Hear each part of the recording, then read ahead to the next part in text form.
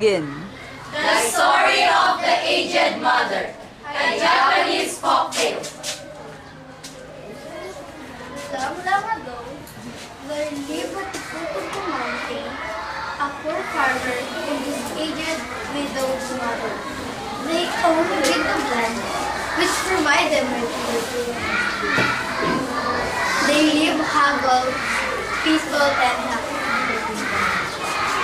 At that time, Shinano was governed by a despotic ruler who was a brave warrior, had a great and cowardly shrinking from anything suggestive of failing health and strength. This caused him to send out a royal proclamation. The entire province must be followed and ordered. The daimyo said, all aged people must be put to death. Their barbarous ways and the customs of abandoning old people to die was not tolerable. The poor farmer loved his aged mother with tender reverence, and filled up his heart with sorrow. But no one ever thought a second sign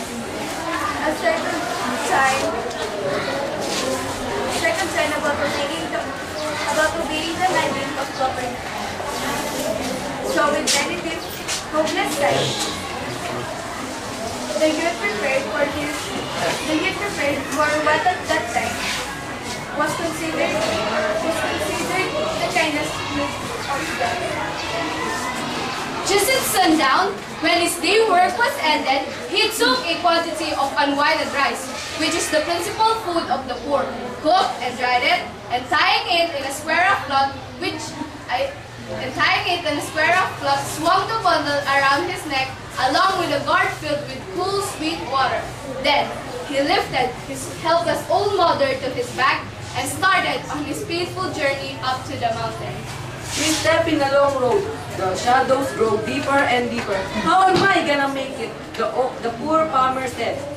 Until they reached the Obatsuyama, the abandoning of the aged. The eyes of the old mother were not so dim, but that day noted breathless hastening of the long path to an outlet. Her loving heart grew anxious. Her son did not know the mountain's many paths. Oh no! Which way do we go? He whispered to himself. Her mother stretched forth her hand and snapping the twigs from the bushes as they passed. She quietly dropped a handful few steps on the way so that as they climbed, the narrow path behind them was dotted full of frequent intervals within a tiny puzzle tree. At last, the summit was reached.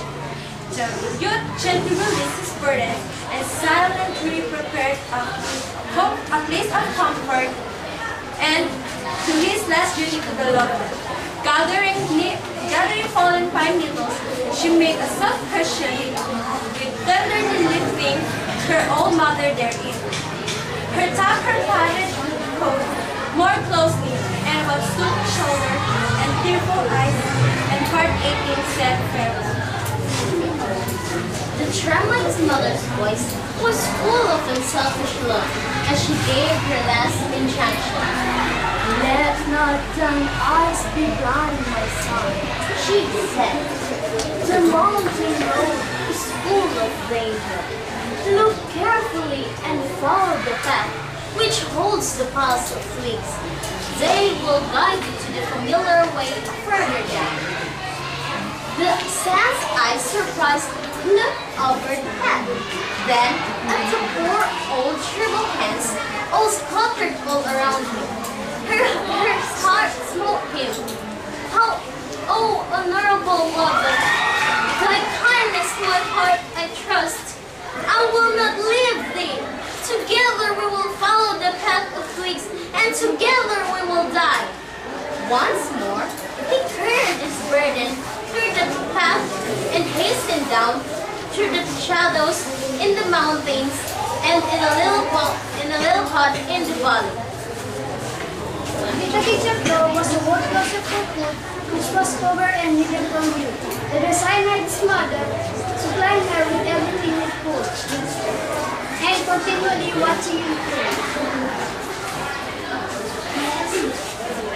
Time passed. The man was not yet contented in his first Then, but yet, he proclaimed another proclamation. The proclamation that somebody or someone must make a robe of ashes. Then all people in Shinano are questioning themselves. How we know Shinano could make a robe of ashes? He asked himself. One night, in great distress, Samus heard the news received at home. Wait, she said. I will dig, I will dig. On the second day, she told him what to do. Make rope to stand store, she said.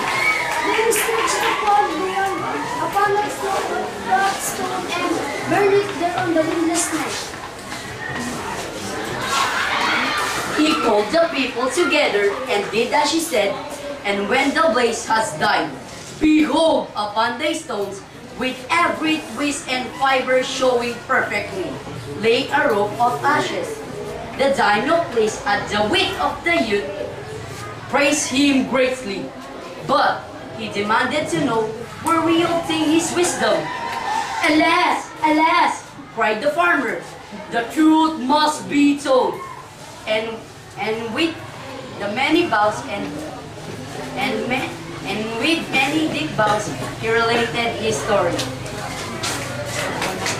Daimyo listened and then meditated in silence. Finally, he took his head. Shinano needs more than the strength than you.